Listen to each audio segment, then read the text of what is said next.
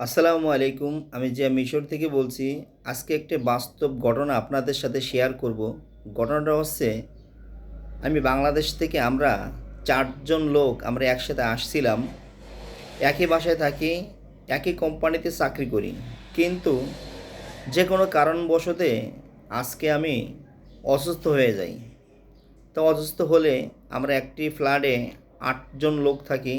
তার ভিতরে ৪ জন হচ্ছে আমরা নিজেকে লোক, অথবা বলতে পারেন পরিচিত লোক। বাংলাদেশ থেকে একসঙ্গে আসি, বাংলাদেশে দীর্ঘদিন যাবৎ একসাথে চাকরি করেছি আমরা। তা আজকে আমি একটু অসুস্থ হয়ে যাই, কেননা আমি তো একটা মানুষ, আমি অসুস্থ হতে পারি, এটাই স্বাভাবিক। তা সকালবেলা যার যার মতন সেই তার তার কর্মস্থানে চলে গেছে, কিন্তু আমি তো বাসায় একা শুয়ে আছি। কেউ আমাকে একটিবারের জন্য ফোন দিয়ে বলল না যে তুমি কেমন আছো, তোমার শরীর ভালো হয়েছে কি না, অথবা আপনি কেমন আছেন। এই কথাটা কেউ বলল না।